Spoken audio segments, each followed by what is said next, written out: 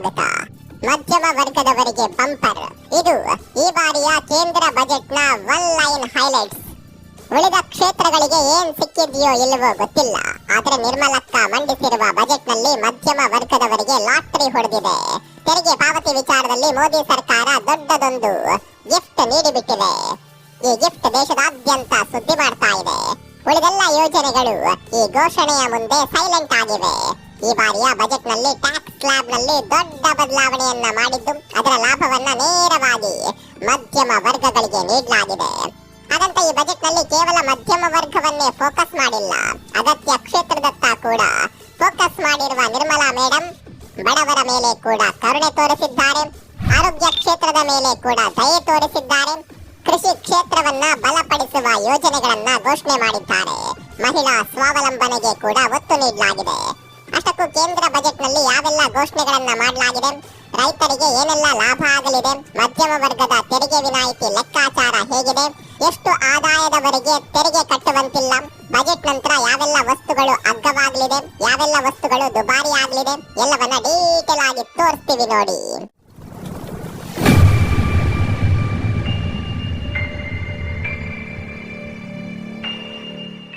ಈ ಬಾರಿಯ ಕೇಂದ್ರ ಬಜೆಟ್ ನ ಸೆಂಟರ್ ಆಫ್ ಅಟ್ರಾಕ್ಷನ್ ಅಂದ್ರೆ ಅದು ಆದಾಯ ತೆರಿಗೆಯಲ್ಲಿ 12 ಲಕ್ಷದವರೆಗೆ ವಿನಾಯಿತಿ. ನಿರ್ಮಲಾ ಸೀತಾರಾಮನ್ ಈ ಘೋಷಣೆ ಮಾಡುವ ಮೂಲಕ ಮಿಡಲ್ ಕ್ಲಾಸ್ ಜನರ ಮನಗೆದ್ದು ಬಿಟ್ಟಿದ್ದಾರೆ.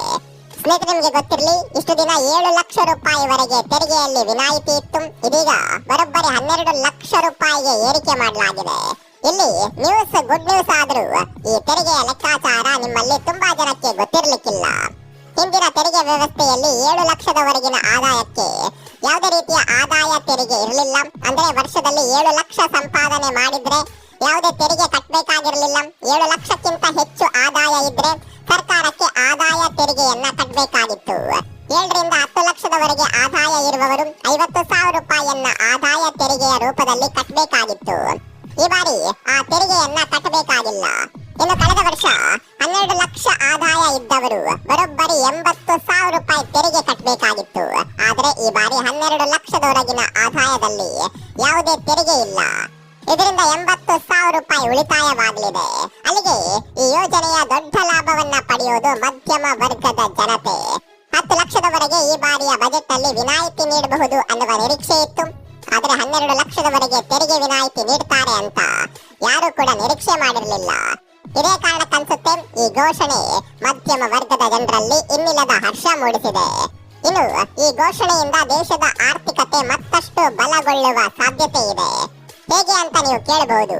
ಇಲ್ಲಿವರೆಗೆ ಟ್ಯಾಕ್ಸ್ ಕಟ್ಟುತ್ತಿದ್ದ ಹಣ ಜನರ ಕೈಯಲ್ಲೇ ಉಳಿಯುತ್ತೆ. ಟ್ಯಾಕ್ಸ್ ಕಟ್ಟೋದಕ್ಕಿಲ್ಲ ಅಂತ ಜನ ಆ ಹಣವನ್ನ ಕೈಯಲ್ಲಂತೂ ಇಟ್ಕೊಳ್ಳೋದಿಲ್ಲ. ಒಂದ ಖರ್ಚು ಮಾಡ್ತಾರೆ ಅಥವಾ ಹೂಡಿಕೆ ಮಾಡ್ತಾರೆ. ಅಲ್ಲಿಗೆ ಹಣದ ಚಲಾವಣೆ ಹೆಚ್ಚಾಗುತ್ತೆ. ಇದು ನಮ್ಮ ದೇಶದ ಆರ್ಥಿಕತೆಗೆ ಮತ್ತಷ್ಟು ಬೂಸ್ಟ್ ನೀಡುತ್ತೆ ಅನ್ನೋದು ಆರ್ಥಿಕ ತಜ್ಞರ ಲೆಕ್ಕಾಚಾರ.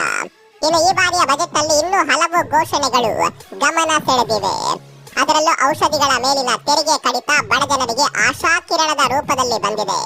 ಕ್ಯಾನ್ಸರ್ ಮತ್ತು ಅಪರೂಪದ ಕಾಯಿಲೆಗಳಿಂದ ಬಳಲುತ್ತಿರುವ ರೋಗಿಗಳಿಗೆ ನೆರವು ನೀಡಲು 36 ಜೀವ ರಕ್ಷಕ ಔಷಧಿಗಳ ಮೇಲಿನ ಕಸ್ಟಮ್ಸ್ ತೆರಿಗೆಯನ್ನ ಸಂಪೂರ್ಣವಾಗಿ ರದ್ದುಗೊಳಿಸುವುದಾಗಿ ನಿರ್ಮಲಾ ಸೀತಾರಾಮನ್ ಘೋಷಣೆ ಮಾಡಿದ್ದಾರೆ.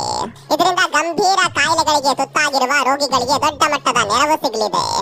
ಔಷಧಿಗಳ ಬೆಲೆ ಇಳಿಕೆಯಾಗಲಿದೆ. ಇನ್ನು ಕ್ಯಾನ್ಸರ್ ಆಸ್ಪತ್ರೆಯಲ್ಲಿ ಡೇ ಕೇರ್ ಆರಂಭಿಸುವುದಾಗಿ ಆರ್ಥಿಕ ಸಚಿವೆ ಹೇಳಿದ್ದಾರೆ. ಪ್ರತಿದಿನ ರೋಗಿಗಳು ಡೇ ಕೇರ್ಗೆ ಬಂದು ಚಿಕಿತ್ಸೆ ಪಡೆದು ಸಂಜೆ ವೇಳೆಗೆ ಮನೆಗೆ ಹೋಗುವ ಅವಕಾಶ ಕಲ್ಪಿಸಲಾಗುತ್ತೆ. ಇದರಿಂದ ವೇಗವಾಗಿ ಚೇತರಿಸಿಕೊಳ್ಳಲು ಮತ್ತು ಸಮಯ ಹಾಗೂ ಹಣ ಉಳಿಸಲು ಸಹಾಯವಾಗಲಿದೆ. ದೇಶದ ಎಲ್ಲಾ ಜಿಲ್ಲಾ ಕೇಂದ್ರಗಳಲ್ಲೂ ಕೂಡ ಈ ಡೇ ಕೇರ್ ಸ್ಥಾಪನೆಯಾಗಲಿದೆ. ಇದರಿಂದ ಕ್ಯಾನ್ಸರ್ ರೋಗಿಗಳಿಗೆ ದೊಡ್ಡ ನಗರಗಳಿಗೆ ಚಿಕಿತ್ಸೆಗಾಗಿ ಅಲೆದಾಡುವುದು ತಪ್ಪುತ್ತೆ. ಜಿಲ್ಲಾ ಕೇಂದ್ರದಲ್ಲಿಯೇ ಸೂಕ್ತ ಚಿಕಿತ್ಸೆ ಸಿಗುತ್ತೆ. ಇನ್ನು ಬಜೆಟ್ ನಲ್ಲಿ ಗಮನ ಸೆಳೆದಿರುವ ಮತ್ತೊಂದು ಕ್ಷೇತ್ರ ಅಂದ್ರೆ ಅದು ಕೃಷಿ ಕ್ಷೇತ್ರ. ರೈತನನ್ನ ದೇಶದ ಬೆನ್ನೆಲುಬು ಅಂತ ಕರೀತಾರೆ. ಆದರೆ ಕಳೆದ ಕೆಲವು ವರ್ಷಗಳಿಂದ ರೈತರು ಅನುಭವಿಸುತ್ತಿರುವ ಪಾಡು ಏನು ಅನ್ನೋದು ಎಲ್ರಿಗೂ ಗೊತ್ತಿದೆ. ಹೀಗಾಗಿ ಅನ್ನದಾತರಿಗೆ ನೆರವಾಗುವ ನಿಟ್ಟಿನಲ್ಲಿ ಕೂಡ ಯೋಜನೆಗಳನ್ನ ಘೋಷಣೆ ಮಾಡಲಾಗಿದೆ. ಕೃಷಿ ಕ್ಷೇತ್ರದಲ್ಲಿ ರೈತರಿಗೆ ಲಾಭ ಆಗುವಂತೆ ಕಿಸಾನ್ ಕ್ರೆಡಿಟ್ ಕಾರ್ಡ್ ನ ಮಿತಿಯನ್ನ ಏರಿಕೆ ಮಾಡಲಾಗಿದೆ. ಸಾಲದ ಮಿತಿಯನ್ನ 3 ಲಕ್ಷ ರೂಪಾಯಿಯಿಂದ 5 ಲಕ್ಷಕ್ಕೆ ಹೆಚ್ಚಳ ಮಾಡಲಾಗಿದೆ. ಇನ್ನು PM ಧನಧಾನ್ಯ ಕೃಷಿ ಯೋಜನೆ ಕೂಡ ಘೋಷಣೆಯಾಗಿದೆ. ಇದರಿಂದ 1.7 ಕೋಟಿ ರೈತರಿಗೆ ಲಾಭ ಸಿಗಲಿದೆ. ಈ ಯೋಜನೆಯಿಂದ ಪಂಚಾಯತ್ ಮಟ್ಟದಲ್ಲೇ ರೈತರ ಧಾನ್ಯ ಸಂಗ್ರಹಣೆಗೆ ಆದ್ಯತೆ ಸಿಗಲಿದೆ. ಇನ್ನು ಹೆಚ್ಚಿನ ಇಳುವರಿಯ ಬೀಜಗಳಿಗಾಗಿ ರಾಷ್ಟ್ರೀಯ ಮಿಷನ್ ಆರಂಭಿಸುವುದಾಗಿ ನಿರ್ಮಲಾ ಸೀತಾರಾಮನ್ ತಮ್ಮ ಬಜೆಟ್ನಲ್ಲಿ ಘೋಷಣೆ ಮಾಡಿದ್ದಾರೆ. ಇನ್ನು ದೇಶದ ಭವಿಷ್ಯವನ್ನ ನಿರ್ಧಾರ ಮಾಡುವ ಸ್ಟಾರ್ಟ್ಅಪ್ ಯೋಜನೆಗಳಿಗೆ ಕೂಡ ಈ ಬಾರಿಯ ಬಜೆಟ್ನಲ್ಲಿ ಬಲ ನೀಡಲಾಗಿದೆ. ಇದಕ್ಕೆ ಪೂರಕವಾಗಿ ಸಣ್ಣ ಮತ್ತು ಅತಿ ಸಣ್ಣ ಉದ್ಯಮಗಳಿಗೆ ನೀಡಲಾಗುತ್ತಿರುವ ಸಾಲದ ಮಿತಿಯನ್ನ 5 ಕೋಟಿ ರೂಪಾಯಿಯಿಂದ 10 ಕೋಟಿ ರೂಪಾಯಿವರೆಗೂ ಏರಿಕೆ ಮಾಡಲಾಗಿದೆ. ಇದರೊಂದಿಗೆ ಸ್ಟಾರ್ಟ್ಅಪ್ಗಳಿಗೆ ಸಹ 10 ಕೋಟಿ ರೂಪಾಯಿವರೆಗೆ ಸಾಲ ನೀಡಲಾಗುತ್ತೆ. ಇನ್ನು ಮುಂದಿನ 5 ವರ್ಷಗಳಲ್ಲಿ 5 ಲಕ್ಷ ಮಹಿಳಾ ಉದ್ಯಮಿಗಳಿಗೆ 2 ಕೋಟಿ ರೂಪಾಯಿವರೆಗಿನ ಅವಧಿ ಸಾಲವನ್ನ ನೀಡಲು ಸರ್ಕಾರ ಮುಂದಾಗಿದೆ.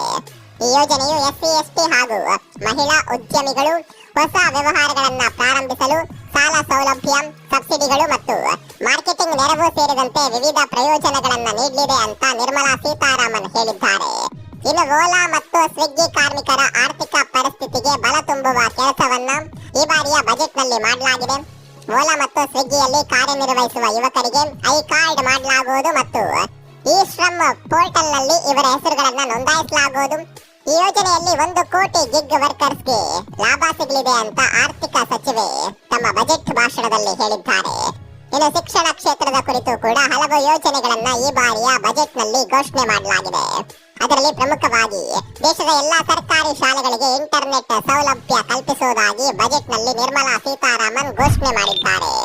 ಶಿಕ್ಷಣ ವಲಯದಲ್ಲಿ ಸಂಪೂರ್ಣ ಬದಲಾವಣೆ ತರುವ ವಿಚಾರದಲ್ಲಿ ಎಲ್ಲಾ ಸರ್ಕಾರಿ ಸೆಕೆಂಡರಿ ಶಾಲೆಗಳಿಗೆ ಬ್ರಾಡ್ ಬ್ಯಾಂಡ್ ಕನೆಕ್ಟಿವಿಟಿ ಕಲ್ಪಿಸಲಾಗುವುದು ಅಂತ ತಮ್ಮ ಬಜೆಟ್ ಭಾಷಣದಲ್ಲಿ ನಿರ್ಮಲಾ ಸೀತಾರಾಮನ್ ಘೋಷಣೆ ಮಾಡಿದ್ರು. ಅಷ್ಟೇ ಅಲ್ಲ, ಸರ್ಕಾರಿ ಶಾಲೆಗಳಲ್ಲಿ ಒಟ್ಟು 50,000 ಟಿಂಕರಿಂಗ್ ಲ್ಯಾಬ್ಗಳನ್ನ ಸ್ಥಾಪನೆ ಮಾಡುವ ಗುರಿಯನ್ನ ಕೂಡ ಸರ್ಕಾರ ಇಟ್ಕೊಂಡಿದೆ. ಇನ್ನು ಅಂಚೆ ಕಚೇರಿಯ ವಿಚಾರದಲ್ಲಿ ಕೂಡ ಮಹತ್ವದ ಘೋಷಣೆಯಾಗಿದೆ. ಗ್ರಾಮೀಣ ಪ್ರದೇಶದ ಜನರು ಉಳಿತಾಯ, ಪಿಂಚಣಿ, ಬಿಲ್ ಪಾವತಿ ಸೇರಿದಂತೆ ಅನೇಕ ಹಣಕಾಸಿನ ವಹಿವಾಟುಗಳಿಗೆ ಅಂಚೆ ಕಚೇರಿಗಳನ್ನು ಅವಲಂಬಿಸಿದ್ದಾರೆ. ಗ್ರಾಮೀಣ ಆರ್ಥಿಕತೆಯ ಸಬಲೀಕರಣಕ್ಕಾಗಿ ದೇಶದಾದ್ಯಂತ 1.5 ಲಕ್ಷಕ್ಕೂ ಅಧಿಕ ಗ್ರಾಮೀಣ ಪ್ರದೇಶಗಳಲ್ಲಿ ಅಂಚೆ ಕಚೇರಿಗಳನ್ನ ತೆರೆಯಲಾಗುವುದು. ಇದರಿಂದ ಜನರಿಗೆ ಪ್ರತಿಯೊಂದು ಕೆಲಸಕ್ಕೂ ಪಟ್ಟಣಕ್ಕೆ ಅಲಿಯುವುದು ತಪ್ಪುತ್ತದೆ ಅಂತ ನಿರ್ಮಲಾ ಸೀತಾರಾಮನ್ ಹೇಳಿದ್ದಾರೆ. ಇನ್ನು ಆಟಿಕೆಗಳ ಮೇಲೆ ಕೂಡ ಈ ಬಾರಿಯ ಬಜೆಟ್ನಲ್ಲಿ ಒತ್ತು ನೀಡಲಾಗಿದೆ. ಸಾಮಾನ್ಯವಾಗಿ ಭಾರತ ಚೀನಾದ ಆಟಿಕೆಗಳ ಮೇಲೆ ಅವಲಂಬಿತವಾಗಿದೆ. ಚೀನಾದಲ್ಲಿ ಕಡಿಮೆ ಬೆಲೆಗೆ ಸಿಗುವ ಆಟಿಕೆಗಳನ್ನ ತಂದು ಭಾರತದಲ್ಲಿ ಮಾರಾಟ ಮಾಡಲಾಗುತ್ತಿದೆ. ಅದನ್ನು ತಪ್ಪಿಸುವ ಸಲುವಾಗಿ ಮೇಕ್ ಇನ್ ಇಂಡಿಯಾ ಬ್ರ್ಯಾಂಡ್ ಜೊತೆ ಆಟಿಕೆ ತಯಾರಿಕೆಗೆ ಈ ಬಾರಿಯ ಬಜೆಟ್ನಲ್ಲಿ ಒತ್ತು ನೀಡಲಾಗಿದೆ. ಭಾರತವನ್ನ ಜಾಗತಿಕ ಆಟಿಕೆ ಉತ್ಪಾದನಾ ಕೇಂದ್ರವನ್ನಾಗಿ ಮಾಡಲು ಗುರಿಯನ್ನ ಸರ್ಕಾರ ಇಟ್ಕೊಂಡಿದೆ. ಇನ್ನು ಈ ಬಜೆಟ್ ನಂತರ ಯಾವೆಲ್ಲ ವಸ್ತುಗಳ ಬೆಲೆ ಇಳಿಕೆ ಆಗಲಿದೆ, ಯಾವೆಲ್ಲ ವಸ್ತುಗಳು ದುಬಾರಿ ಆಗಲಿವೆ ಅನ್ನೋದನ್ನ ನೋಡೋದಾದ್ರೆ ನಾವು ಆರಂಭದಲ್ಲೇ ಹೇಳಿದಂತೆ ಕೆಲವು ಔಷಧಿಗಳ ಬೆಲೆ ಇಳಿಕೆ ಆಗಲಿದೆ. ಮೊಬೈಲ್ ಫೋನ್ ಹಾಗೂ ಟಿವಿ ಬೆಲೆಯಲ್ಲಿ ಇಳಿಕೆ ಆಗಲಿದೆ. ಎಲೆಕ್ಟ್ರಾನಿಕ್ ಕಾರುಗಳ ಬೆಲೆ ಕೂಡ